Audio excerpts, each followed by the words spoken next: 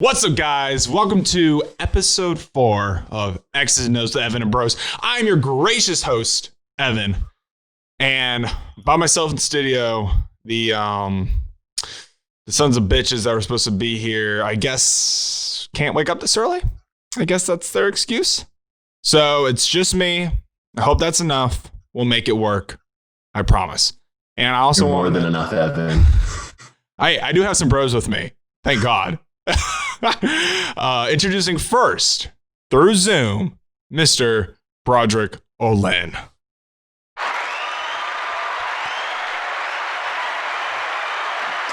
We salute you, sir. How you doing? What's up? I thought I had a Corona last night, and turns out I don't. So it's a big win for me. Big win. Big win for no Broderick. L's. Hey, that's a sharp haircut. Appreciate it. Looking good. All right.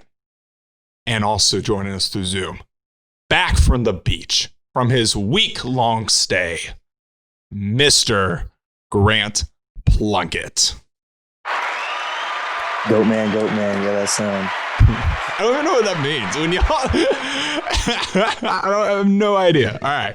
That's what Shannon Sharp always says. That's what whenever he they says. talk about LeBron. Goat man. All right.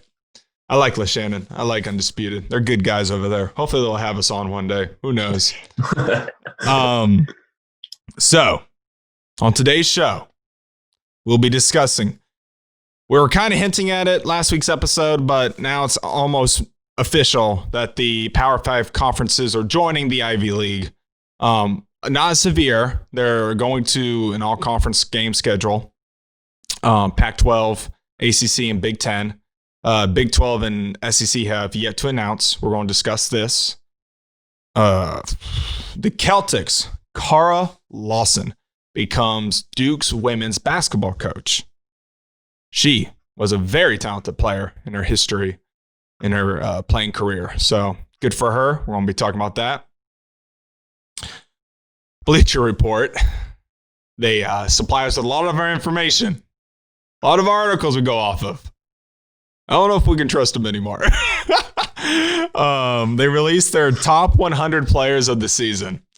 And when I say this list is a little iffy, it's a little iffy. I'm starting to question Howard Beck and the boys over there. Y'all remember the DeAndre Baker and Quinton Dunbar thing that happened over spring? Got a whole lot wilder. This is like a little TV series, a little Ozarks. I'm loving it. And last but not least, we'll give our top 5 quarterback wide receiver combos currently in the NFL. So when season starts, this is who we have. 5 through 1. You know how we do these lists. I'll give my 5th. Grant, Broderick will give their 5th. If we agree, we agree. If we don't, we move on. Okay. Will we agree? Who the fuck knows? That is why you are here, the audience and listeners, to find out. And now, no more waiting. I have to hit the intro. X's and O's with Evan and Bros. Yeah. Here we go. Okay, it's X's and O's with Evan and Bros. Of course, it's a talk show, man, talking about sports. The one and only Evan Miller, yeah, that's your host, doing analyzing with the side of jokes. Hey, X's and O's with Evan and Bros. X's and O's with Evan and Bros. X's and O's with Evan and Bros. Hey, analyzing with the side of jokes. All right, man. So, the Big Ten was the first to announce. The ACC follows in suit. The Pac-12 next. The Pac-12 commissioner has corona. Guys, no out-of-conference games. We were talking about this a little bit on Friday. And I think it's more and more. These are my thoughts. And I'm a very optimistic human being. You'll know me for a while. I don't let a lot of things get me down. And I love college football. It was my first love. I don't think we're going to have her this year. We're not going to be doing this dance. I'm starting to get in that camp. I know, Grant. I know. I'm starting to get in that camp. I know, buddy. I know. Welcome to the camp. Sorry. Hey, Broderick, make some room at the fire, bro, because I'm joining you. Evan, we need it. Yes, I agree. We need it. Spring football. Spring football, Pop Warner. No, guys, I hate to admit it, but with obviously I understand it's a money reason, right? So they don't have to pay like Bowling Green to come fucking play Ohio State, which makes sense. But we are not going to, this is the start. They're going to start. It's kind of like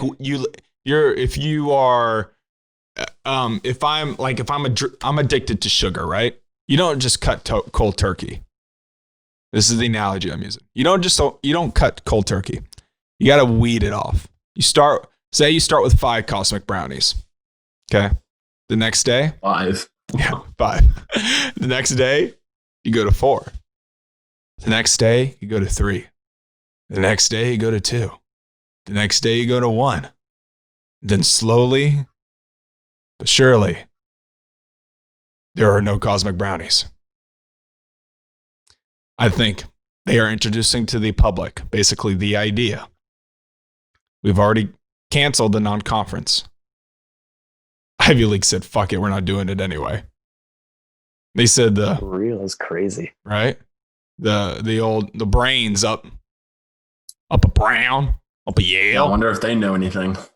Well, it's like, and they, obviously, sports are probably like 5th on the totem pole when it comes to, their agendas.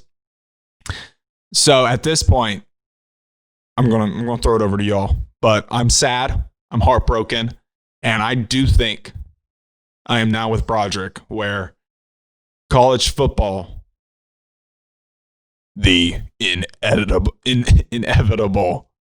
is going to happen. No college football. Grant, I'm sorry, buddy. I don't want to break your heart. I really don't.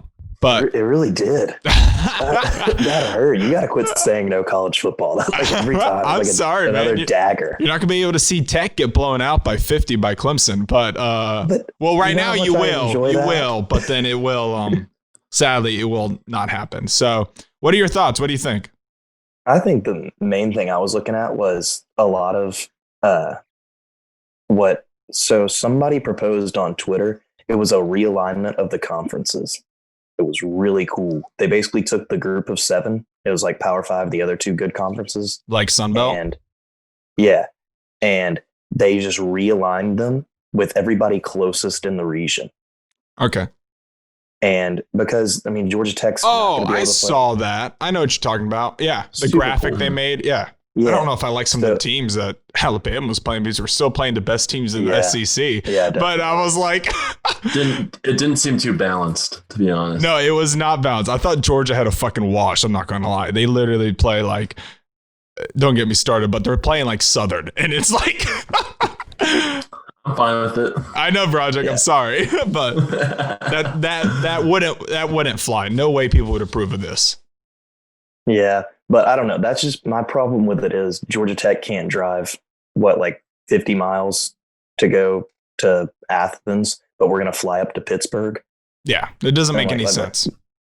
Yeah, like they're trying to keep it regional, but keeping it, and I don't know how you make a system to organize that, but well, it was also I don't know. Think about the Big 12, right? West Virginia has to fly Nebraska. To like Oklahoma, Nebraska. These big. I don't know how they put teams in the Big 12 because it's just like fuck it, you join, and it's big. It's big. Oh, West Virginia is the only one that's like kind of far east. Well, put them in the ACC. That would be fun. Yeah. That would be fun. Bring back the Big East, or bring it back. Put Miami back there. Broderick, you're kind of a pessimist. No. I'm a pessimist for fall football. I'm all in for spring football. What do you think? So it's obviously the big, like Grant said. Do you think they should just do like these these regional conferences where you have I think you'd have to make the pool a little bigger, that way it's more competitive, but like have where teams that are like, with 100 miles of each other, 50 miles of each other, that's who they play on the schedule versus like, still, Oregon has to travel down to Southern Cal, which is what, like 200 miles? I don't know, something stupid. What do you think? I just think if they wanted to do this, they would have needed to propose this a while ago, because it's July 12th. We're nearing the middle of July. Ohio State canceled involuntary workouts. Exactly. Like, I feel like it's too late to propose like a whole conference realignment. You have to get new schedules, have that all work out. I just don't see that happening. Me either. I mean, hey, SEC hasn't changed to only conference play yet. So they're like, for our fans want college. Edwin, we're still good. We're still good for now, but I don't see it happening. If this conference play does happen, how do we do the like college football playoff, if there even is one? I think it's just better to get this whole Corona thing over with in fall and then shift to spring football. But all right, so obviously Eldad's not here, but he proposed a good question. Fuck you for not being here. What if they did like a thing where, obviously, say they do postpone it to spring. We play spring football, whatever that is, whatever that looks like. Does that mean we return to the 2021 fall? Does football return back to how it was? Or is it just now a spring sport? What's the... See what I would do. What would you do? Just delay the schedule a little bit each year until you get it back to normal. So you give them, let's say, that's like Evan's brownie thing. Yeah, a little bit.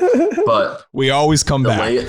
Delay it till like September or October and have that run its course. And then the next year, bring it back a little bit, and you keep on bringing it back until it's back to normal. Well, I mean, they got to have their rest. Or maybe this year just do a shortened schedule so it's not as, like, instead of a 12-game season, drop it to like 9 or 10. Well, that's what I would... something more doable. Can you imagine one of those like Michigan Penn State games and like a foot of snow in late January? That would be so much fun to watch, in my opinion. I love snow games.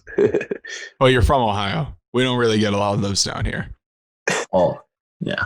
No, I think that's, yes, you would have to do, well, they're already shortening the schedule, right, for this year. Mm-hmm.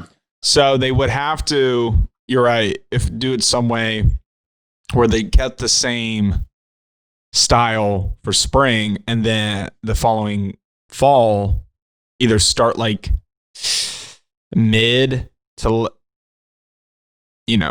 late September, October kind of deal, and then slowly get back to where they can play 12 games a season, 11 games, 12 games.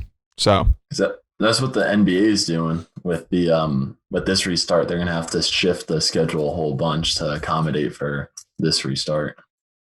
Yeah, the draft is, because the draft would have happened by now. Yeah, and now free the draft agency is happening. Yeah, all that would have happened by now, but now it's the season's ending. Can I just say my favorite part of the season when it comes to sports has been pushed back, and I hate it so much. I'm an off-season guy. I love all the transactions that can happen. And Gavin said, "I like it when I love sports when they're not happening." I know I like it when it's all these little deals that go on. I love the period of free agency when like players like when Woj gets to drop more bombs than he did this past weekend. And Woj bombs. Yeah, my boy's suspended. Good thing we're not. He was wildin'. I could not believe he did that. Oh, what a legend. Team Woj. So yeah. So our thoughts Obviously, wait, so Grant, are you still in the camp where we're still going to have it like this is still going to happen? Or are you kind of leaning towards me and Broderick where it's, I don't know, I think maybe. So I think we're both watching the same thing unfold. And at a certain point, they're going to have to choose money or safety. And I think y'all think they're going to choose safety, and I think they're going to choose money. Agreed. That's right. That's the two indicators, right? And football, my point was football is already a sport where like they're already putting safety last. For real. They're already mental disease. And the NFL came out and it was like no jersey swapping, but 60 minutes prior y'all can just be on top of each other. Like it doesn't make any fucking sense. I don't know. The NFL just can't get it right. Man, God, I love the NFL, and I've become a pro sports guy in my. It's funny. I've become more of a pro sports guy in my time at college, which doesn't make any sense. But I've come to the realization that pro sports are just a little more competitive. So Grant says they're going to side with money. Me and Broderick think that ultimately you can't have these you can't have students stay at the regular student, the us of the world, stay at home while other students are putting their basically lives at risk, not just CTE, not just brain injuries, not just knee injuries, not just shoulder injuries, but COVID. So I guess me and Broderick are just going to be sad for all fall and hope that they can come to the conclusion that, we can have it in spring. Hopefully there will be a vaccine because this COVID thing fucking sucks. I'm so done with it. I'm so done. All right. Agreed. Grant, you with me? With me on that? Dude, I'm so pissed off. I don't even want to talk about it. I'm really mad about it. We're not. We're going to move on. All right. So it's Cara, right? Cara Lawson, Celtic. She's an assistant coach on the men's on the NBA Boston Celtics team. Was named Duke women's head basketball coach. She's the first African American to hold that position for Duke, and I think that's a pretty big deal. I think her accolades spanned decades of the sport. Her knowledge is obviously there. Brad Stevens, I was reading, speaks highly of her. He doesn't have to speak. He quote Brad Stevens. He was like, you know what I think of her. He doesn't have to say anything. He thinks that highly. I think coming from a lot of these former WNBA athletes who get to work on the staffs of NBA teams, I think when they go, and she played under the legendary Pat Summitt. I mean, that says enough right there. So I think when you come from, the NBA system and then you translate that towards women's basketball, I think that only breeds success. I think that once you have that type of knowledge of that game, both sides, women's and men's, it's the same sport, but obviously there are differences. But when she comes from that pedigree, and, Brad's no slouch himself. He knows what he's doing up in, Boston. So I think this is a slam dunk hire for the Duke Devils. And I think, obviously the Duke women's basketball team is not as prolific as the men's. But I think she brings a lot of hype. Anytime you bring in a professional player like that, where they have the history, the all-star history, the accolades that go along with it, and then again, the tutelage of Pat Summitt being under her. I mean, it only brings in recruiting. So I think this is a slam dunk hire for the Duke Devils, and I think it's good for women's basketball that they keep a lot of their own in-house and that they continue. And she gets to mold, women that are going to be athletes in their league and hopefully promote that league, even greater than it has been. Man, what do we think about the, I hope I'm saying this right, Cara Lawson deal? What do we think? Good move, Grant? Good move by Duke? I would love to say it's a good move. I don't really know because I don't know how good of a coach she is. But I was actually at a Duke women's basketball game last year, and they were playing South Carolina. South Carolina destroyed them. I mean, it was bad, but they destroy everybody. They do destroy everybody. That's one of the peak teams right now in women's basketball. Yeah. Them, Mississippi State, obviously UConn, Stanford. Yeah. I mean, and that's what I've noticed in like women's basketball is it's not the teams with like the best athletes or the best players that win. It's like X's and O's.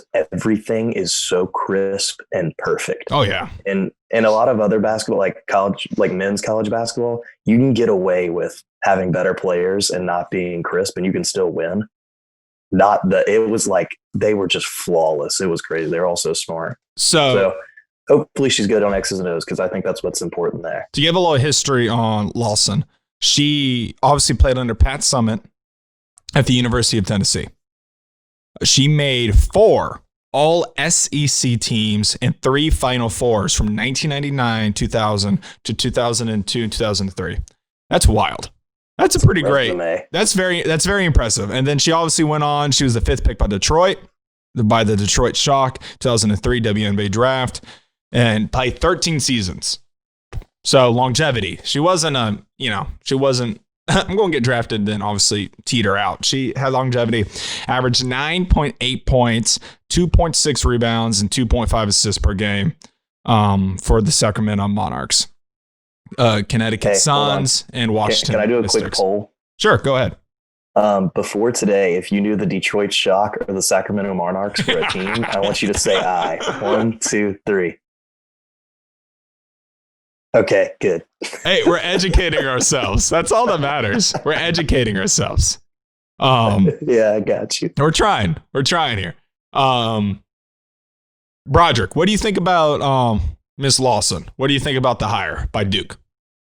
Really good hire. Like Grant said, it's women's college basketball is a lot more X's and O's, and you need to be able to run the offense. Wait, you mean like X's and O's with Evan and Bros? Yeah, sure. It doesn't mean kisses and hugs, you dumbasses. Keep going. But yeah, college football and NBA relies more on athleticism than women's college basketball and the WNBA does. True.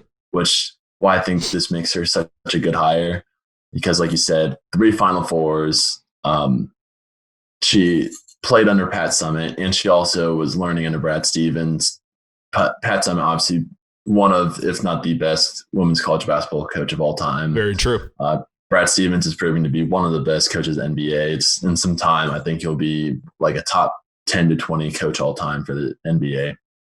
And Duke has been that kind of like good team in women's college basketball, but never had that like Baylor or UConn, South Carolina type impact. So hopefully she can elevate them to that level. But I would still like to see some woman basketball coach being hired for a men's team or NBA. Because for me growing up, I played basketball for so long, and the best coach I ever had was a woman. Oh. So was it your mom? No. Oh. And my mom's my greatest coach. And I would just like to see that in men's college basketball or NBA, just because I do feel like women are just as capable for men's basketball as a men's coach. The amount of girls that are going to flood Broderick's DMs after this. This is going to be. He said, I got it. He got a fresh haircut, and then he's like, I'm going to drop this. I mean, it's a hot take I've had for a while, but the best coach I've ever had was a woman. But like, all right, so you take like a college level men's athlete or professional level men's athlete, you don't think, I feel like there would be problems like with respect. Oh, all right. Just because the way people are. Damn, Grant. Not saying I would struggle to respect a woman. I'm just saying, you know what I mean? I don't know. Let me hit you with this, Grant. You know who Eric Spoelstra is, right? Yes, Coach Spo, baby. Started in the film room. I'm with you, man. and was able to go all the way, become one of the top 5 coaches in the NBA. And do you think the players respected him at first? Well, probably not. Coming from the film room, they're probably like, who is this guy? Who does he think he is? I think a woman would be fine. I think the NBA already respects the WNBA enough to where they wouldn't mind if a woman was their coach. I mean, Becky Hammon, that's the Spurs coach, right? I mean, the players there love her. So, all right, wait, this is just my hold hot on take. though. Now, Broderick, I don't think you're far off, right? I think you will see an NBA team, hire a women head basketball coach in the sometime, near future. But I do see where Grant's coming from, where it's like even as the NBA does show a lot of support for the WNBA, but not saying they have to, but they also have, I think the players also realize there's a bit of a skill difference, there's an athleticism difference between the WNBA and NBA. And so, they're not naive to that. And yes, I think X's and O's wise, someone like that can come in and contribute to the squad. But at a certain point, I mean, your Cleveland Cavaliers didn't respect their past 3 head coaches when LeBron was there, and they were men. So it's exactly. like that's what I was like. Problems come up between the players and the coach all the time. Like you watch like Jordan and Phil Jackson. Yeah, even the greatest head coaches butt heads. I don't know if that would work out. I feel like you'd be like, whoa, what are you doing? Like, stop. Like, well, and it's also it just adds more problems. Not saying what's the I don't know, because I know there are obviously there have been women head coaches, and Broderick, you speak, because you've had one, but like how do they interact in a locker room with other guys? Are they allowed to be in the locker room when, like, I always, like throughout football, obviously we had a lot of male head coaches. They could just be in the locker room or whatever, changing and stuff like that. Would there be limitations? There's just a lot of things that I don't know. I'm naive to, ignorant to. And so, but that's something that they would have to figure out. Obviously not me, because I don't give a fuck right now. But so that ends. Hey, Kara, super proud of you. This is a great move by Duke. We're all in agreement. Duke's women's basketball needs to be on the pedestal that men's is. So I think this is only a good thing. And as if it makes your sport more competitive, that's also a good thing. So any final thoughts before we go to break? Get a woman's head NBA coach or men's college basketball. Who would you hire? Becky Hammon. It's got to be Becky Hammon. Man, that's such the easy answer. If you didn't know any other name. It's the right answer. All right, we're going to go to break. Guys, Candace Parker would also be awesome. Oh my God. Broderick, shut up. All right, we're going to go to break. Thank you, guys. Be sure to like and subscribe, and we'll be right back. Hey, guys. Take this moment to like and subscribe, and also follow us on the Instagram and Twitter at Curbside Entertainment and at Curbside Network, respectively. You can also find us on Spreaker, Apple Podcasts, and Spotify. Hey guys, welcome back to X's and O's with Evan and Bros. I'm your host, Evan. We are here with Broderick and Grant. What's up, guys? What up? What up? All right, so next topic. The NBA released, the Bleacher Report, not NBA, Bleacher Report released a top 100 players of the 2020 season. So this isn't all time. This isn't currently playing. This is just the past season, 2019-2020. The list. And so we're not going to go over the whole 100 players because that's like 6 episodes. But we are going to talk about the top 10. And it's a little... The reason why we're talking about it is, obviously we do our lists. We have a lot of fun with those. But Russell Westbrook was a little upset. And I don't blame him. I would be upset too. He got shafted. Now, I don't know if I'm putting Russell Westbrook in my top 10. But they had him ranked, what, 22? 23, I think. 23? And that's Jordan's number. I might take it. Now. Yeah, 23. So they had him 23. Wait, no. You're right, 22. Yeah, 22. Okay, I thought it was 22. All right, so they had him at 22. Which 22, 23. But when you have players like Chris Middleton, Jason Tatum's at 11. Lowry's a couple spots Everybody ahead. needs to stop hating on Chris Middleton. All right, real quick Chris though, who's better? Middleton Kyle? is so good. No, all right, we're gonna talk about it. I'm a big Chris guy. I like him. He's so good. But let's be real here. Giannis might need somebody else as number 2 if he wants to win a chip. I think that argument died a long time ago. I think Chris Middleton is a great number 2. You think he's a great number 2? You think he's a serviceable number 2? I think he's a 3 at best. His face-up game and his ISO game has gotten so much better. He never misses. I don't think the thing holding them back is Chris Middleton. It's Giannis. Giannis can't score in the clutch because he can't score in all 3 levels yet. Yeah, that's one thing. Chris Middleton definitely can't score at all 3 levels either because he does not go to the basket ever. That's like his weakness. He'll never go to the basket, but he's just not an elite athlete. Yeah, I mean he's a shooter. Shooter's going to shoot. I mean, how often does Klay Thompson goes to the basket. I mean, I've seen him. Obviously, he tore his ACL going to the basket. So maybe some of these players shouldn't go to the basket as much as they want to. So what we're going to do is, all right, we're going to start with number 10. We're going to talk about Chris. Spoiler alert, number 10. If you guys want to mention number 11, that's okay. I know everybody does. So if you think that number 11 should be there, we'll talk about that. And obviously, this is for the season. This isn't their top 20 player, or their top 100 players overall, right? So some of this can be like, you can disagree with. You can always find wrinkles with anybody's list. I mean, again, they have. I don't think they think that Jason Tatum's. I don't think they think Chris Middleton's better than Joel Embiid. Right? We can all agree there. Yeah. But they have Chris Middleton as number 10, which, okay, that's fine. So let's go with number 10, Chris. Do we think it's too high for this past season? Too low? What's your opinion, Broderick? Sorry, I'm just scrolling through the list now.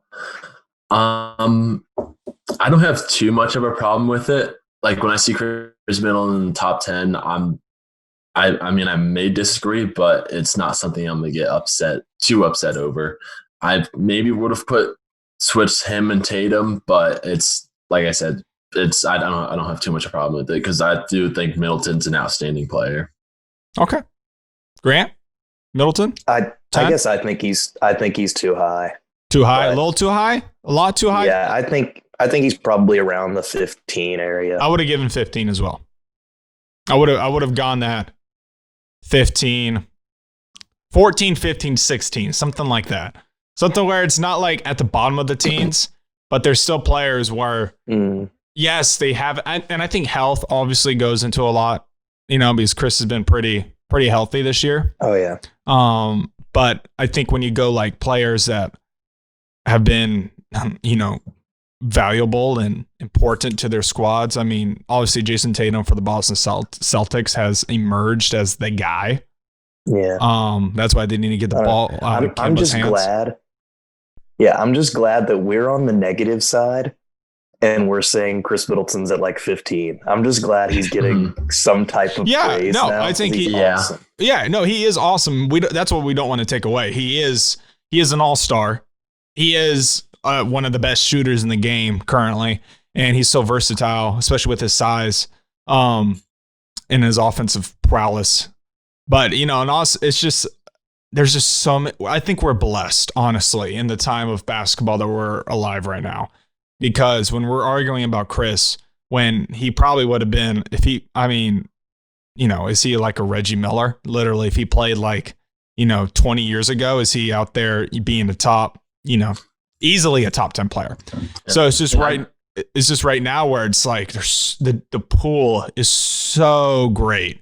And there's so many dominant players. Year in and year out, the list switches. It's just hard because players' games evolve, but then rookies come in and fucking put the league on fire. It's like I used to think that there needs to be a learning curve.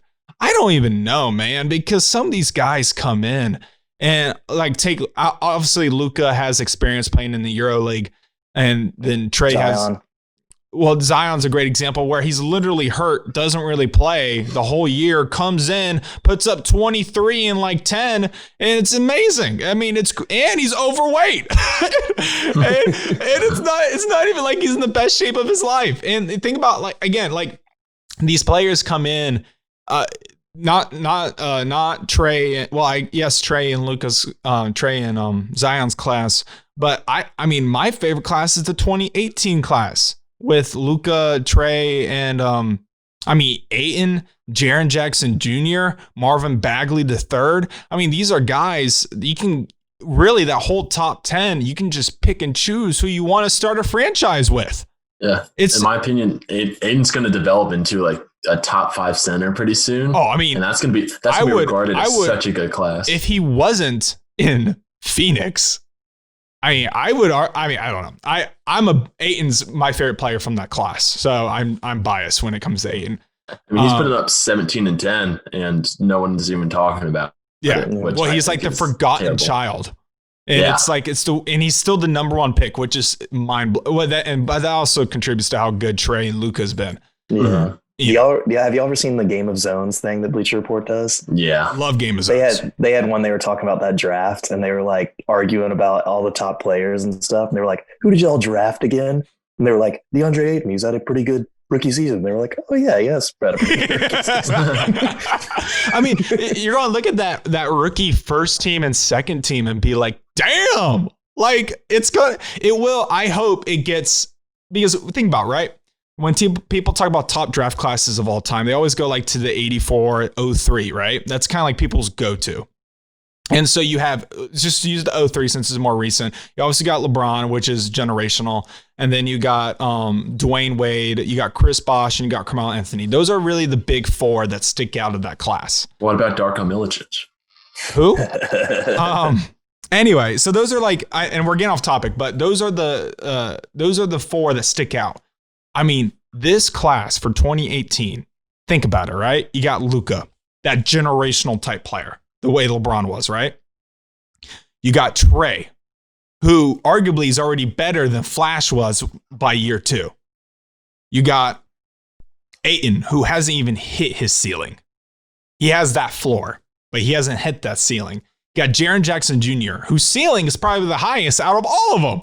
Yeah, he's my guy. He had a rough season this year. Well, you're a Grizz guy. And then I haven't even talked about SGA yet. And then Shy's a beast, and he probably could be the most gifted could be the most gifted offensive player out of all these players because he has the length, he has the size, he has the skill set. You're right. We didn't even talk about Shy, and I love Shy. And so it's just like that class. There could be 6 to 7 players that turn out to be franchise players. All right, that's a different conversation for a day. Let's move on to number 9 on the list. We got Jimmy Butler out of Miami. Hold on, about Shai Gilgeous-Alexander, he's at 31 on this list. Do you realize how high that is? He's a beast. 31? Well, I think it's weird to put some. It's weird because some people hold the younger. You either have that young guys underrated or you have them, I think, overrated, right? So it's like. I think if you told teams like start a franchise with any players, right? They obviously will go young. Like they would go obviously Giannis, Luka, probably now Zion. I mean, if you had a 1, 2, 3, probably Ben Simmons is up there. But like we all know still LeBron's the best player in the league. I mean, that's without question. But all right, let's get to number 9. Okay, Jimmy Butler. Too high, too low? Just right. Just right? I mean, I would have him at 10, if I'm being honest. I mean, 9 and 10, I guess it's apple and oranges. But I think if we had him at, because I think he's been more, I don't think he could do what Chris did. I don't think Chris could do what Jimmy did in Miami. Agreed. Does that make sense? Yeah. I don't think too many players can do what Jimmy did in Miami. Agreed. But that's not even saying. I just think Jimmy obviously fits Miami, very nicely. I think with those young players, and they have a lot of fun, and they kind of jaw at each other, and I think obviously helped that Bam has become a lot better of a player. Which I thought Bam was like a mini Dwight Howard when he was coming out of Kentucky. He also kind of like looked like him, so I was always kind of high on Bam because he has those shoulders. He has those like massive like. If he could have been probably an Olympic swimmer if he wanted to be. But so I like Miami. I don't think they're going to go past round 2 in the playoffs. But I think Jimmy's done a good job for them. That's this season, especially. But I think also Jimmy Butler's the kind of guy that can't win in as a number 1. I think he's a number 2 on a team. Maybe even number 3. It depends who. If you have like LeBron and AD, then he's a 3. But like, you know, it's hard. Like when he was on Philadelphia, when he had Joel Embiid, number 1, right? And then you have Ben Simmons, who people want to be 1B, you know, like, and then you have Jimmy, who is a dominant personality. So then, and not saying it's a problem, but he's a guy who likes, he is a dominant personality. And so you have all these different chemistries, and it's just like, it's tough to make it work, even though they should have beat Toronto. That bounces, you know, it's crazy how history's written. Should have? I don't think so. The bounce, dude. It's literally like they would have won. It's just. Well, it would have been OT, first of all, and no chance Sixers beat Raptors in OT. No chance. They took them to 7 games. I mean, they could have won, right? Like it's possible. I mean, they could have, but saying they should have, I think is too much. Could have and should have is the same fucking thing. Anyways. No, it's not. Anyway, so I'll talk. So Grant, what do you think? 9? I guess I think he's probably further back around 15 too. Well, I was saying how him and Chris are kind of Yeah, so it's like I would say Chris Middleton over Jimmy Butler just because I feel like Chris Middleton can star in a role that you give him, and I feel like Jimmy Butler's got like his shtick and he's not going to move from it. Well, I feel like I could see that how Jimmy's probably stuck in his ways a little bit, and I feel like Chris is a little more fluid. But also I would be lying to you if I didn't say playoff time. And I look at Chris Middleton, I look at Jimmy Butler, and I'm like, give me Chris Middleton. No, I'm gonna look at Jimmy Butler. I'm like, I want that dude. Let's go to war. Well, he's the kind of guy where you're like, he can't go to the Lakers. By the way, he would not fit with LeBron and AD. I really believe that he's not the type of shooter where you can. I don't think he's that kind of. And you know how perfect Chris Middleton would. No, exactly. But that's on any team. I think Chris is the type of guy where you can on any team. You can insert on any team, and he's going to do his role at a high level. I mean, what Jimmy Butler's role as a leader, he's not really a great knockdown shooter. He's not really that athlete that can just blow past people. He's a great basketball player, but he's not like he's almost in this vein of when, I think he's better than obviously DeMar DeRozan and some of these guys, but like he's kind of in that vein where they have their skill set. They're very technical, but they're not really amazing at anything. They're great basketball players. It's hard to say that because they are great. All right. I mean, he's in that second tier. Yeah. Second tier stars. Second, third tier. All right. So this one's kind of interesting. They have Anthony Davis at 8. So I think if we're going off best players in the league currently, I think AD's easily a top 5 player. Right? I think we're almost in all agreement of that. And so it's just kind of weird having him at 8. Now, I think averaging 26.7 points, borderline 27, 9.4 rebounds, borderline 10 rebounds. So borderline double guy, 3 assists and averaging 2.4 blocks. That's absurd. If you think about it, that's him, that's JaVale McGee, and that's Dwight Howard, just fucking block city. And LeBron. Well, LeBron kind of has been a half-assing it on defense. Because he can. He has, I think, come playoff time, he will kick it back up. But LeBron's admitted it, that he has slowed down just because. That's kind of today's NBA, though, where the pace is so high to where it's almost impossible. Like, people knock on these superstars saying, like, oh, they're not two-way players. Like, they don't give it all offensively. It's hard. Defensively. I get it. I know. Today's NBA, I think it's so difficult and near impossible to give it your all on both ends and not wear yourself out. Like James Harden, he's carrying that Rockets offense. Do you really expect him to lock down people on the defensive end when he has to literally give it all. It's literally impossible. I get it. I know. And I'm not. And with the pace. Yeah. Yeah. But there is somebody who is doing it. And we just mentioned him, and he's at number 8. He's not the focal point of the offense, though. He's not giving it everything. Well, he's not taking the ball up and he's down playing the with court. LeBron James. Yeah. Yeah. Yeah. I think LeBron elevates his offensive game so that AD can elevate his defensive game, if that makes sense. But Evan, you know what I'm talking about. You ever play in the post? That crap's a lot of time more tiring. It is. I agree. You're like, but AD doesn't have the ball in his hands every possession, and people don't expect him to score or assist every possession. Like I'm saying with James Harden. I mean, this year he has Westbrook, but before it was like James Harden, here's the ball, make something happen.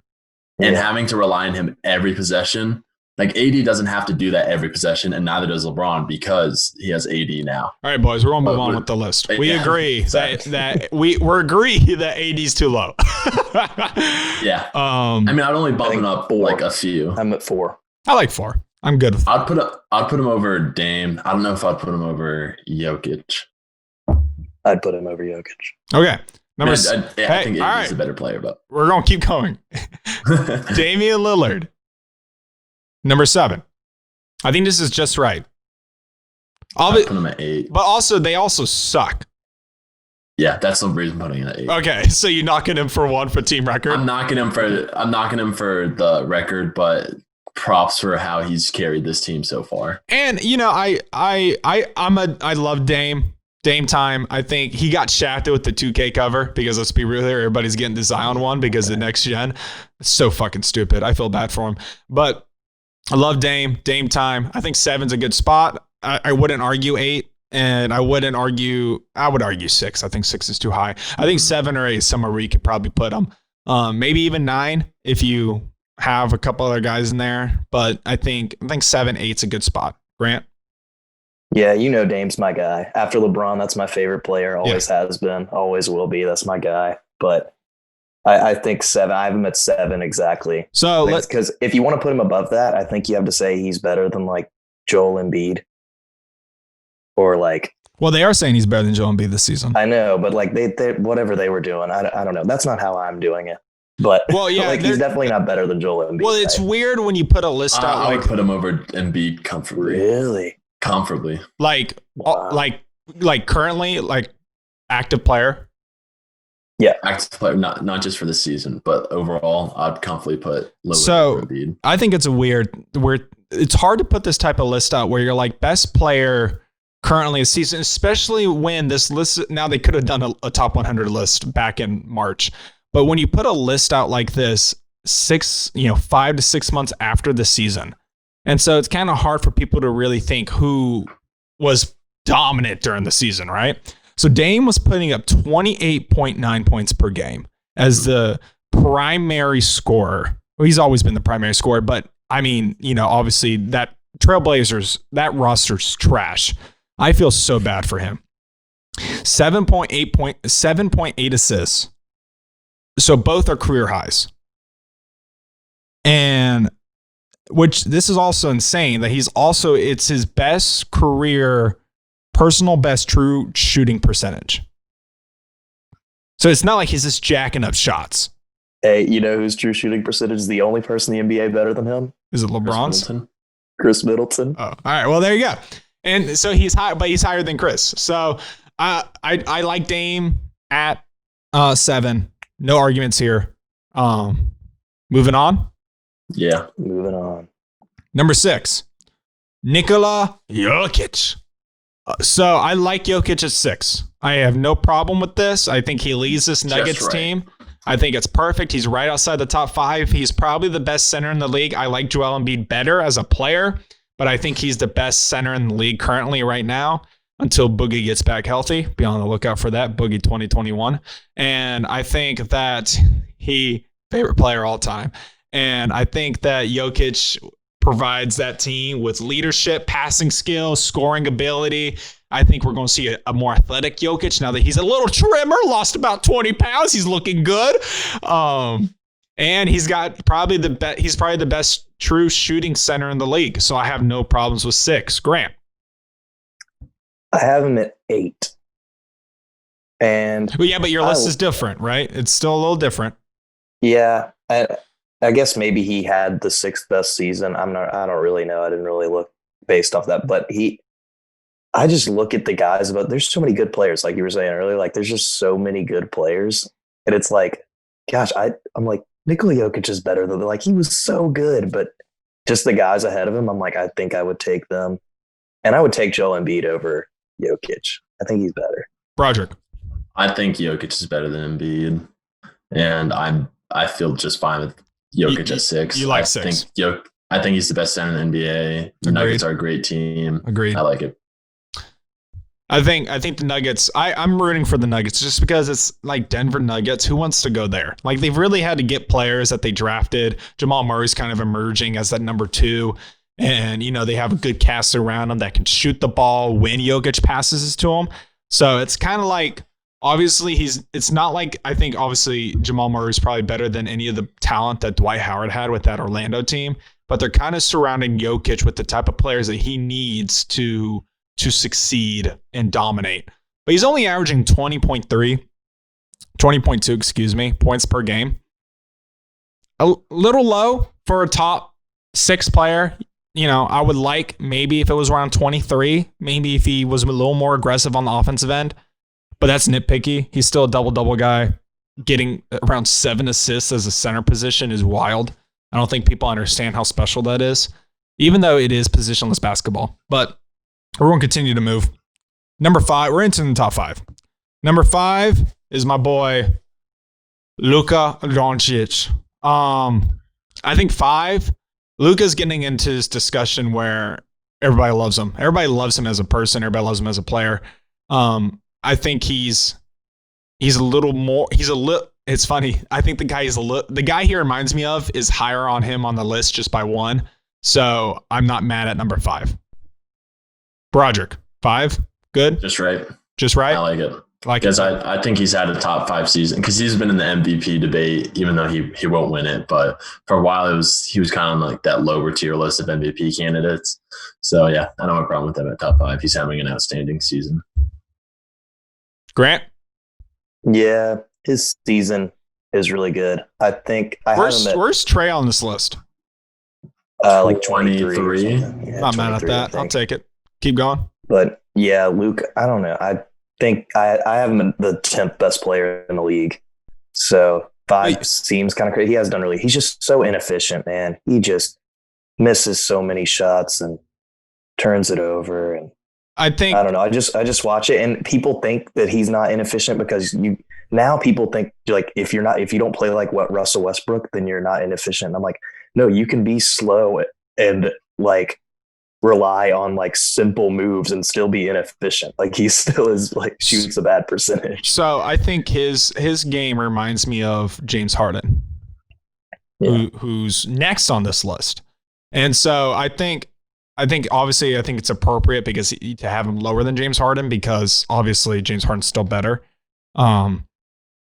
And his game's obviously more polished than Luka. But yeah, I agree. I think Luka, it's tough because Kristoff hasn't played a lot this year. He's played here and there. But I don't think we've really seen what peak, like when Luka was out, Kristoff was going off. He was putting up nasty numbers. He's looking like New York. And so if they can get those 2 players, New York, Kristoff, and then obviously Luka, we know he will win an MVP. It's just a matter of when. Not if, when. It'll be interesting. All right. Moving on. Number 4, the guy I compared him to, James Harden. I don't have a problem with this. I think James Harden is already a top 5 player, MVP candidate, got robbed twice, so he should have at least 3. I think he is the best scorer in the league, and I think Broderick's right. He has to exert so much energy on the offensive end so that his defensive game lacks, but I do think he does have a defensive game, especially when he wants to turn it on. He has size to bully other shooting guards. I don't have a problem with this. I think Houston they're going through a weird period where they had Chris Paul and then they switched to Russell Westbrook, who's a different game than Chris Paul. So, they keep putting these different, I think it's incredible because I don't know if they've had a similar roster since James Harden really being there as starting five. I feel like Houston's always making moves, always switching the roster upon him. He does not have a collective group of guys where you're like, these are his boys. He is ride or die with them. They recently showed a graphic where his like 2013 team of like, or 2015 team that he led to the Western Conference Finals, Pat Bev was like the second best player on that squad. And I think they still got like swept or beat in 5 by Warriors, obviously. But that is insane to me, and he gets disrespect. So, number 4, guys, what do you think? I agree. I feel like he's one of the most disrespected players in the league that doesn't deserve to be. People harp on his defense way too much, but like we discussed, he exerts so much on the offensive end. And when come playoff time, he'll hunker down on the defense and he'll be just fine. Because when it's like 5 minutes left, I think you're going on like pure adrenaline, so you can exert it as much as you want on both sides of the floor. So expect in those close situations or like when the time winding down, he will play good defense. But yeah, I mean, when you look at the 3 people ahead of him, I can't really make an argument for Harden being ahead given the Rockets record, but he's, to me, a top 5 player. You know what's crazy to me? Seriously. I honestly, and Grant will go to you next. I think if James Harden wins this championship, I put him ahead of Steph Curry. All time. Time? Yeah. Wow. Yeah, I do. I think he's that much better of an offensive player. It's probably close. If he wins 1, obviously Steph has, 3? So if he wins 1, I put him ahead. Grant, what do you think? 4? High? Low? I have James Harden at 3. Oh, a little low. Oh, he has him ahead of Kawhi. I could have guessed that. I definitely As soon think as I James said Harden's it- better than Kawhi. As soon as I was saying, like, yeah, I can't see Harden ahead of any of the 3 players, and I was like, Grant's going to say he's better than Kawhi. Like, it clicked as soon as I said that. But yeah, and my Rockets thing is I feel so bad for them right now because I feel like they were so. I mean, it's hard to remember the season. It was so long ago, like we were saying, but I feel like they were gelling, and they had that lineup where they go PJ Tucker and Robert Covington as the bigs. Stupid lineup. Dude, they were freaking railing people. Well, they were at awesome. first, and then they ended the season 1-4 before the season. Oh, really? So I think it worked. It's hard to remember. It worked at first because teams had no idea what to do against it. But then once they started figuring it out, but I feel like this hiatus helped the Rockets the most. Because D'Antoni's going to figure out guys. some stuff. We're going to take a quick break. We'll be right back. Take this moment to like and subscribe, and also follow us on Instagram and Twitter at Curbside Entertainment and Curbside Network, respectively.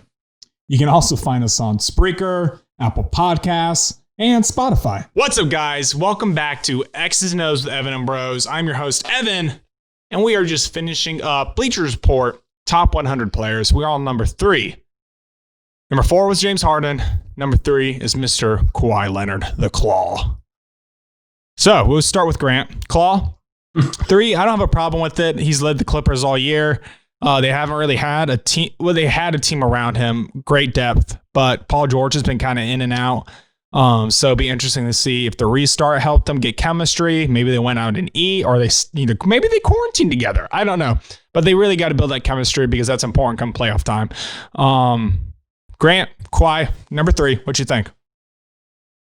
I have Kawhi at number 5. And One hater. I feel like that's really nice. Okay. He's a really good player. He's a top 5 basketball player in the world. I'm being nice right now. I'm really tempted to be like the Skip Bayless, like of LeBron. Like I'm going to be the Skip Bayless of hating on Kawhi. Well, Skip did hate on Kawhi, and then he's finally when he come left back the around. Spurs. He's like that man. He was like that guy. He called him number Exactly. 2. Yeah, number 2. But yeah, I'm going to be notorious for hating on Kawhi. So we can just leave it at that. I don't think he's that good. All right, Broderick, number 3. I think 3 is about right. I think for this season's 3, I would maybe make an argument that he should be number 2 for if this was best players in the NBA above Giannis, but I think 3 is right for this year. Is what if KD was playing? He'd be better than all of them. It's tough it's tough between Kawhi. I mean, I think LeBron's still the best player in the NBA, but it would be tough between KD and Kawhi. I don't know how KD's going to return, but I may give KD the slight edge. Okay. So I think this list, number 2, I know all of y'all probably disagree with this one. Maybe. LeBron James is number 2 on Bleacher Report's top 100. Number 2 and number 10 in the top 10. So I think LeBron, obviously MVP candidate. These two guys, Giannis and LeBron, are going to be either holding the trophy whenever it comes. LeBron could win his 5th. I don't know. We'll see. I think it's going to be actually a really close vote. It'll be very interesting to see what the numbers are. It's a 2-legged race right now between those guys. So I don't have a problem with LeBron or Giannis, 1 or 2. I think what Giannis can do is what LeBron used to be able to do athletically, but obviously Giannis is 6'11", borderline 7 foot with a wingspan of like a Kimbe Mutombo. Is this kind of crazy? So that's why I think his shot will come. I think it's harder for a lot of those guys with that, longer wingspan for them to shoot. And like his hand is bigger than the fucking basketball. So it's even weirder. So I think back to LeBron. He's led the Lakers. He will lead the Lakers to the Western Conference Finals. And I can't say enough about the King. Number 2, depends, but I don't have a problem with it. Broderick. Yeah, I don't really have a problem here. I do think Giannis is the MVP this year, but I'd be happy if LeBron won it, but I just think Giannis will win it. And I mean, I guess this list just came down to these two, and I don't have a problem with LeBron at 2. Grant. I agree. I think it can go either way. Yeah, it really can. And it's kind of weird because I think in both scenarios, because I look at the rosters of both teams and I hate both rosters of both teams.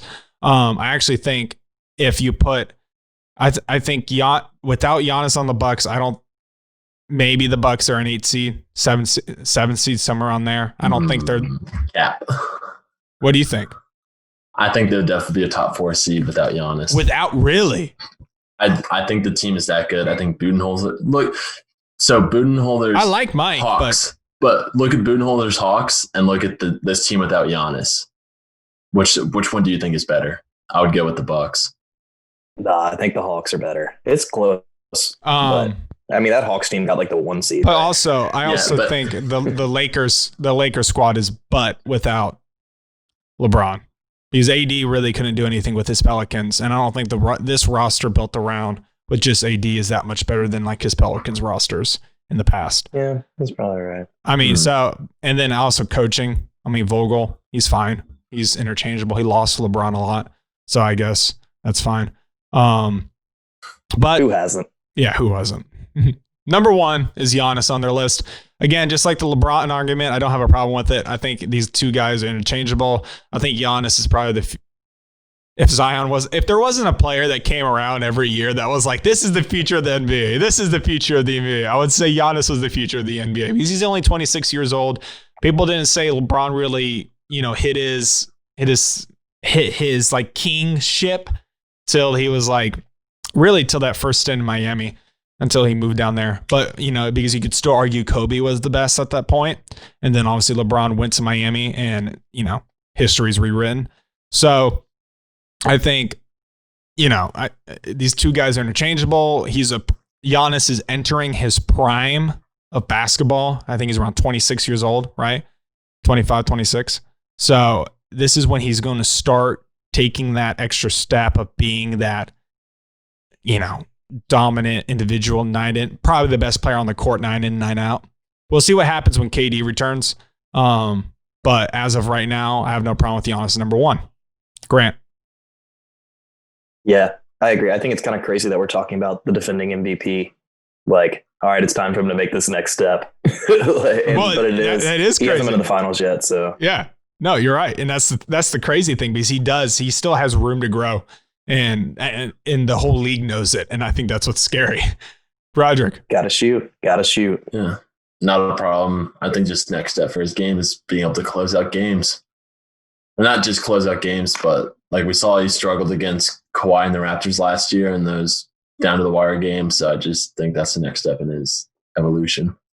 If that dude learns how to shoot, they're gonna have to change the rules of basketball. They will. If he stretches that thing out a consistent, 20 feet, 21, 22, 23, I mean, the league is going to have to move the line back. That's just what's going to happen. Get like a consistent like mid-range pull-up, it would do wonders for his game. I'd tell you what he needs to do is spend this offseason with my boy LaMarcus Aldridge. And if he masters like a turnaround jumper post fade, to get his half court, he is not going to be the best transition player. He's going to be the best half court player, and it's going to be wild. All right, go ahead. Last thoughts on this top 10. Speaking of LaMarcus Aldridge, he was my biggest problem with this list. They put him so far down. And this year he moved and he was playing like a stretch five for the Spurs, and he shot the best 3-point percentage of his career. And I don't know. I think he's still really good, and I was really mad about it. Who's better? Aldridge had a great year that no one was talking about. Who's better, Aldridge or Al Horford? Aldridge. Easy, right? Aldridge. Easy. Yeah, Without, LA. I mean, maybe in a playoff situation, I would prefer Horford just because Horford lost to LeBron so many times and just has that experience. But of losing? I think LaMarcus Aldridge, when he retires, he might be like one of the most underrated players of like our generation. Of all time. Who's all right, wait? Nobody's ever going to talk. Here's a about good question, and I hate doing this because I always get sidetracked. But who's the better all-time player? Right? Chris Bosh, LaMarcus Aldridge. Bosh. Still going Bosh?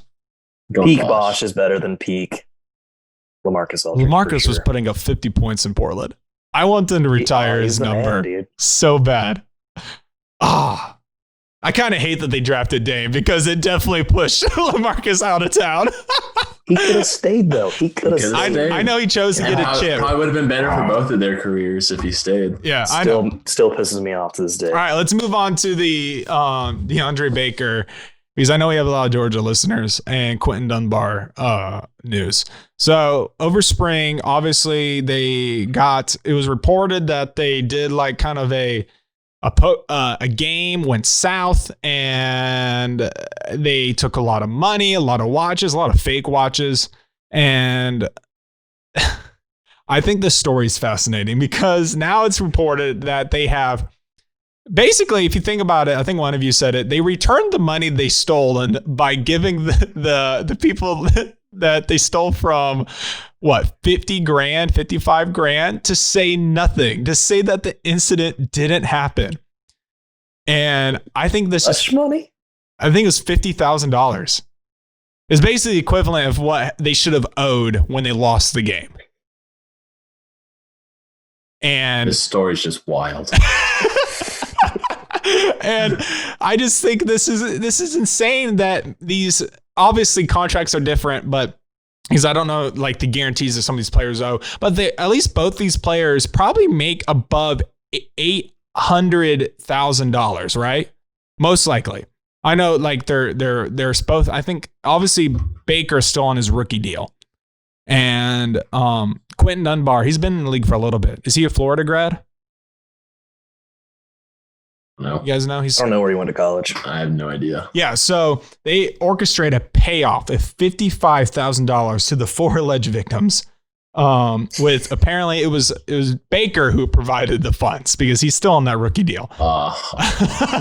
Baker's getting burnt on the field and in these deals and in the court, and by his teammates, everything.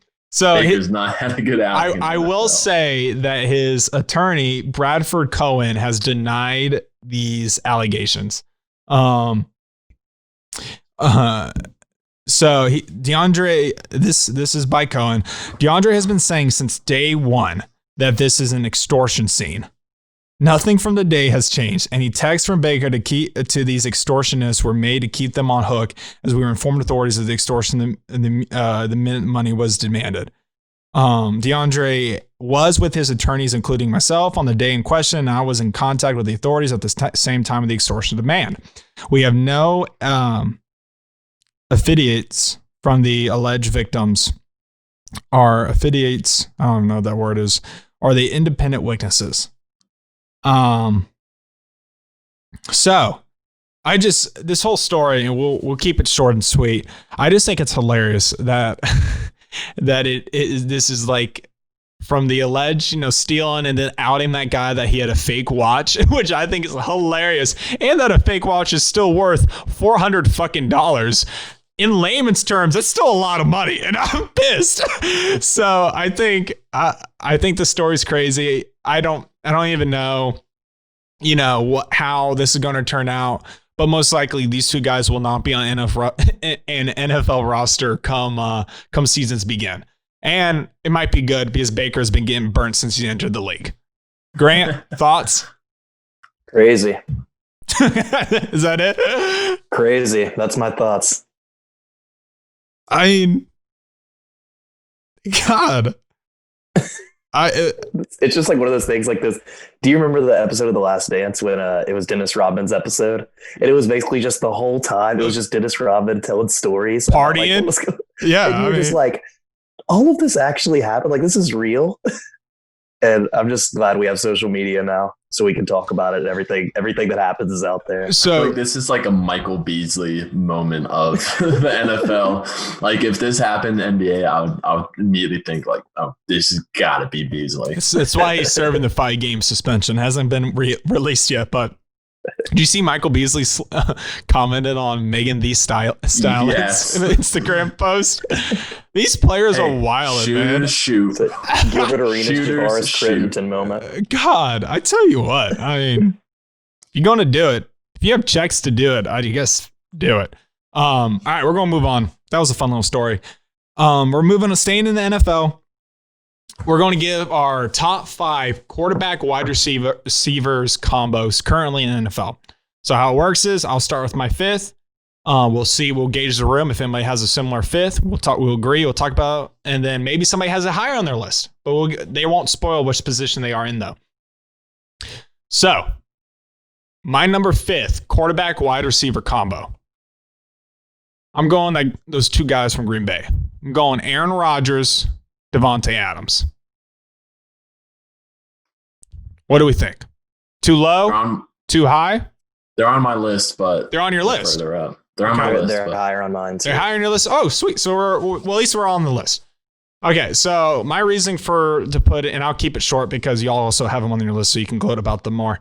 Obviously, Aaron Rodgers is probably, as of right now, the second best thrower of the football. The way he's creative, and people know where he's throwing it because Green Bay won't give him any fucking help.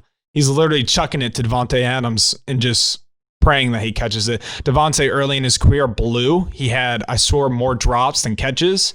I hated watching him play because I thought he fucking sucked, this guy from Fresno.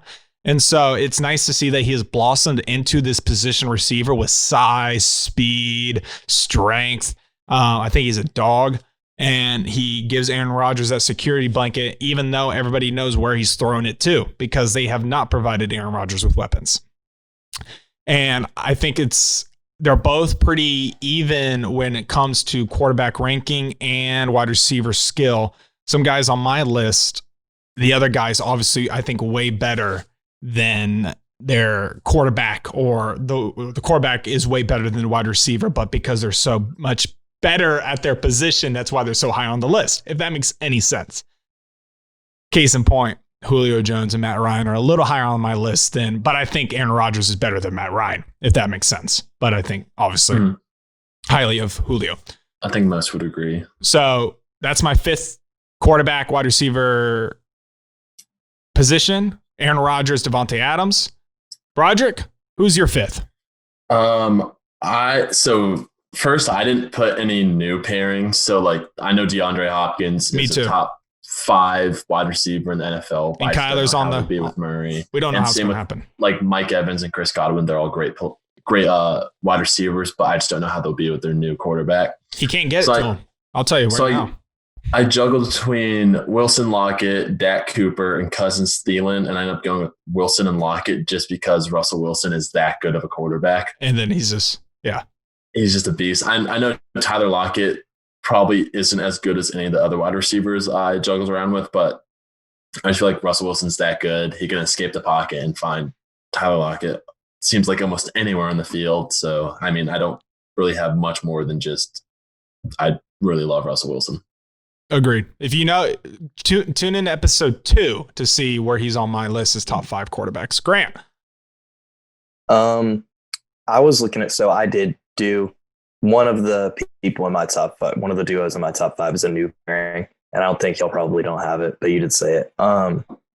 Another one was Deshaun Watson and Brandon Cooks. I think they're going to fit really well together, and that's going to end up being like super good. Brandon Cooks is going to elevate, and then Russell Wilson and Tyler Lockett, or Russell Wilson and me would be close to top 5.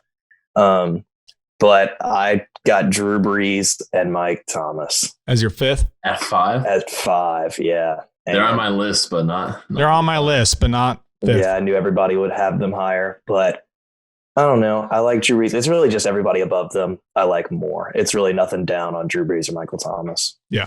All right. I don't really like Michael Thomas, though. So Michael Thomas and Drew Brees are my 4th team. Is my 4th pairing. I have a different 4. Okay, so I'll go first. So I really can't say. I think it's kind of crazy. I think a lot of these combinations are really good. So they're interchangeable and they're so different depending on the system, what they really need from their player. My number 1 is just because, yeah, I won't get there yet. But Mike Williams, Drew Brees. You can't say enough. Thomas, you mean? Mike Thomas, my bad. You can't say enough about them. Their connections there, they're great. They target him kind of crazy, way too much. I think in an offensive system like Sean Payton's, you would expect that they would get a little more people involved, but they seem to always find Michael, and so. That's why I have him at 4th, but Drew Brees, obviously future Hall of Famer. Michael will be probably a future Hall of Famer. I think we can agree. But wide receiver is kind of iffy because they always they're a little picky and choosy with wide receiver. But I agree they're on this lower tier of top 5 combinations. Broderick, what's your 4th team? I have Mahomes and Hill. They're higher on my list. Let's go ahead and tell you this right now. I feel like they would be higher on your guys' list. I think Mahomes is the best quarterback in the NFL. That's why they're higher on my list. Yeah. And I just look at the other wide receivers, and I would rather have them. Like, I have Adams higher. I have Thomas higher. I won't reveal who the 3rd one is yet. But it's just, I feel like there's so many weapons on the offense to where, Mahomes can just pick and choose, and I feel like Hill's kind of one-dimensional, even though he's very amazing. He's just purely amazing at that one thing he does, and that's outrun everyone. But it just, I feel like there's better connections, even though Hill's a top 5 to 10 receiver. It's close, but I just end up putting him at 4. Grant, 4th. Tom Brady, Mike Evans. And you have a lot of people that haven't played together yet. I don't care. I 5 and 4 could suck. No, I don't. In the realm of possibility, that not working isn't there. Like I think Tom Brady is going to find a way to make it work with any receiver. I'm surprised you didn't do when they were coming in. Tom Brady and Gronk since they're back together. Yeah, that's true. Well, it's receivers, not tight ends. Mike Evans is way better than Gronk. Gronk is definitely more of a receiver than he is tight end. Debatable. I might have Travis Kelce and Patrick Mahomes on this list. The most underrated receiver in football. Maybe. Yeah, he's up there. People don't ever talk about him. He's been so good since day 1. Mike? Yeah, Mike Evans. Yeah. Okay, keep if going. If you're doing tight ends included, I think Mahomes and Kelce may have been number 1. Yeah. Oh, well, okay. Keep going. They might be my number 1. All right. That's it. I'm good. Tom Brady, Mike Evans. I think they're going to be really good this year. All right, Broderick, what's your 3rd team? Your 3rd. I have Rodgers and Adams, and you covered a lot of it. Adams is just a great route runner. He's been reliable, and on that terrible Packers offensive, whatever it is. What is it? What's this offensive approach? Having one good receiver, some good running backs, but nothing besides that. Well, they want to do that power ball, right? That's kind of what they're trying to move towards, a more strong running game.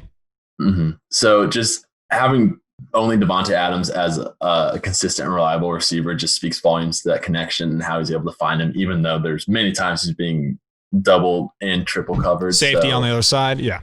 100%. Yeah, so that's why having them at 3. I don't think Adams has the talent as some of the other people on the list, but he's just consistent now. I mean, like you said, early in his career, he dropped a lot of passes. Which is cool to see the improvement where he goes from, being a guy that when I watched couldn't catch anything and then is now catching pretty much everything.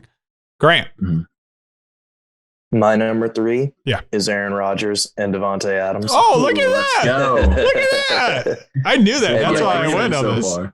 Yeah, I love Davante Adams. I will sit there and watch Davante Adams run routes. You don't even got to be throwing the ball to him. I'll just sit there and watch him run routes all day. It's so awesome. He's so quick. The way he like dips in and out of his cuts is just awesome.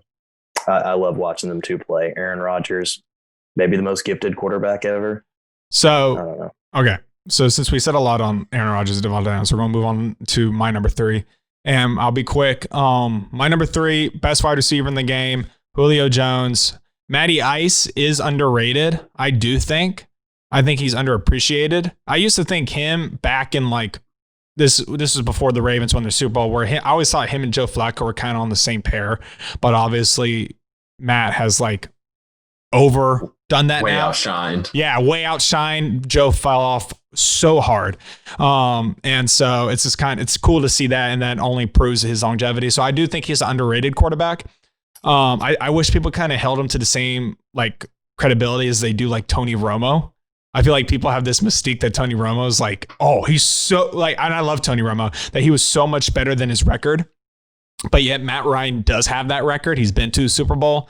And with teams probably that should have won the Super Bowl. Should have, yeah, probably. And so when you take on, I don't think they've ever really given. Yes, they have offensive weapons, but that defense has always been iffy to me. Now recently they have the talent, but the injuries have taken a toll. But so we're just sticking on the quarterback wide receiver combo. Julio Jones is the best wide receiver in the game. He can do anything you need him to do. He's the fastest, biggest, strongest wide receiver.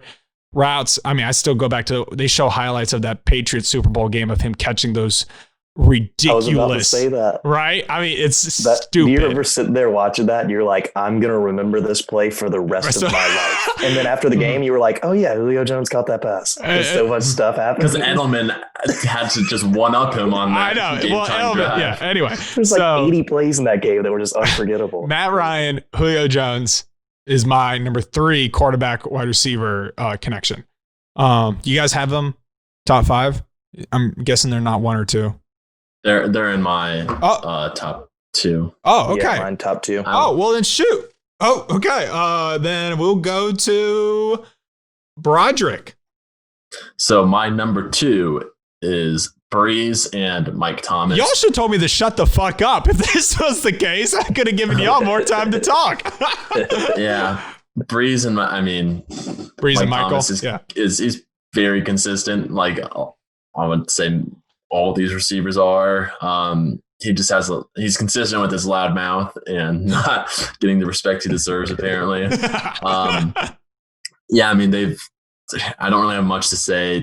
Great duo, and they've been a great duo for the past 4 years, 4 to 5 years, something like that. Whatever it is, however long he's been tossing the pigskin to him. And I don't have much to say. I think Mike Thomas is the second best receiver in that division. Attaboy. Number one's going to the number 1 on my list. Yep. All right, Grant. We're not going to spoil that yet. Dude, speaking of Michael Thomas's big mouth, his voice is the most annoying. It's the funniest thing. It's the funniest thing, especially because you see the quotes, right? And there was a time where I guess it was right after he was talking about how he's being disrespected. And then he did an on the field interview like the next week. And then that was the first time I've ever heard him vocally talk with his voice. And I was like, he literally moved down the wide receiver list because his game's so cool until he opens his mouth. And then you're like, what is this dweeb doing? All right, Grant, who's your number 2? My number 2 is Matt Ryan and Julio Jones. Okay. Julio Jones is the best receiver in the NFL, and it is not relatively close. Right? And I'm not even a Falcons fan. I guess I'm a Bama fan, but still, I'm not even a Falcons fan, and it's not even like close. Yeah, those like, I have things that I just have to take big step. Like when Antonio Brown was like peaking and everybody was saying he was better than Julio Jones, I was like, are y'all serious, right? Like, if y'all seen this man play football? Yeah. He's unreal. Matt Ryan's underrated still. That's another player, like after his career's over, I think we're going to forget he's underappreciated. Really was. And I think you're going to see, it's funny because you talk about the Antonio Brown thing and they bring this up sometimes, but I don't think they talk about it enough. How they're like, OBJ, Julio Jones, the best wide receivers. Antonio Brown, Julio Jones are the best wide receivers. Michael Thomas, Julio Jones are the best wide receivers. DeAndre Hopkins, who's always in that conversation as the best wide receiver, right? Julio. That's why I think it's fascinating. Both these players get disrespected. And they're like, I don't know, it's crazy. All right, so good number 2. I don't have a problem with it. My number 2 is going to be, honestly, I don't even know. The other guys just kind of suck. Come up with this list on the fly. It doesn't matter. My number 1 is Patty Mahomes and Travis Kelce. Broderick, you said we can't do tight ends. I'm the one who makes these rules, and so I have tight ends. I didn't say we couldn't, but you said quarterback, receiver. So I did quarterbacks and receivers. Travis Kelce is going to get receiver type money. He is the best tight end in the league. Kittle's really close. So I can't blame you to take 1 or 2. But Patty, this is not just talking about how good Travis Kelce is as a receiver. Patty Mahomes is the best quarterback in the NFL. Spoiler alert, if you didn't know that, the $500 million man he's worth every penny, and Travis Kelce is the best wide receiver, best connection. Tyreek Hill is a close second, but Travis Kelce can do more. He's the security blanket. Enough said. Broderick. Oh, Grant. We'll go to Grant first. Grant, who's your number 1? My number 1 is Patrick Mahomes and Tyreek Hill. Oh my God. All right. Tyreek Hill is awesome. First of all, Patrick Mahomes, I think what I want to do is be the first person to call him the GOAT. So I think like 2 years from now, I'm You're just gonna call say it? the greatest quarterback of all time. I might say it right now. I might beat you to the fucking punch. I'm getting me Mahomes jersey. I think I was the first person to say LeBron's the GOAT, so I got to be the first person to say Pat Mahomes the GOAT. No chance. So 4th grade me was calling LeBron the GOAT. So I beat you to it. Hey, Grant, I'll tell you what, real quick, we're going to take a short break and then we'll be right back. Grant's going to finish up with his number 1 and then Broderick's going to reveal his number 1. Take this moment to like and subscribe, and also follow us on Instagram and Twitter at Curbside Entertainment and Curbside Network, respectively. You can also find us on Spreaker, Apple Podcasts, and Spotify. Hey guys, welcome back to X's and O's with Evan and Bros. I'm your host, Evan. We're winding down. I know this has been a long episode. So, Grant, finish your thoughts on your number 1 pairing, Patrick Mahomes and Tyreek Hill. Pat Mahomes, greatest arm of all time. Tyreek Hill, fastest human being that's ever existed. Faster than Usain Bolt. I don't care. Shit. All right. Broderick. Your number 1 team. Are you going? Well, you obviously revealed Patty Mahomes and Tyreek Hill is your number 2. So, you're number 3. Yeah, it's number 4, I think, right? Oh. Yeah. So, my number 1 is Ryan and Julio. I think just with the longevity, they deserve to be on number 1. Julio's the best receiver in the NFL, and just the fact that they have 2 to 3 years on everyone else on this list makes him the definite number 1. But it's crazy to me. So I know Grant, you have to go, so I'll keep this short and sweet. Julio has been in the league since 2011. That was the year he was drafted. It still feels like he's just getting started. But yet, ever since he's been in the league, obviously there was Megatron. Go. But outside of Megatron, there hasn't been a Calvin Johnson. There hasn't been a guy like Julio Jones who has been in the conversation as top wide receiver. These guys come in and out like a revolving door. And he just consistently dominates Sunday and Sunday out, where you know where Matt Ryan's going to him for years, and people can't stop him. He's bigger, he's faster, he's stronger. So I'm not mad with you putting his number one because I understand he's the best wide receiver in the game. My number one is just because I put the best quarterback in the game as number one. So we're kind of going the same idea, but I just think Ryan's elite, and just they just have more years than everyone else here. Mahomes and Hill just 2 or 3 years, right? And Hill, you don't need years to say, hey, go run a straight line and I'm going to throw it 80 yards. Yeah, but see, Julio can do that too, and can also do. Yeah, but I don't think Matty Ice can get it to him 80 yards. And I like maybe not. I like Matt Ryan. They're number 3 on my list. I think I'm in agreement with Grant where I think we are a couple years away. Maybe not even. It'll be interesting to see what the Kansas City does next year. But if he wins another MVP or a Super Bowl or maybe even fucking both, I mean, how do you not consider him? Obviously, Tom Brady has, multiple MVPs, multiple Super Bowls. Yeah. So it's hard to beat. And obviously, we like new. We like the new shiny thing. We're like, oh my God, this guy makes football exciting. But like my point was why he's my number one quarterback is because he makes it more like the NBA. He makes it where you really fall in love with the person, the player. And it's not just the helmet. It's not just the Kansas City Chiefs. It's Patrick Mahomes and the brand. And you got to love it because he makes football so much fun and so much fun to watch. This just became a Patrick Mahomes love fest. All right. Guys, thank you for spending this Monday afternoon with us. I hope you have a great rest of your day. And we will catch you later. Let's play that outro. Hey, Trey Money, quick plug. He has a new album out, Neon Trey. Go check it out.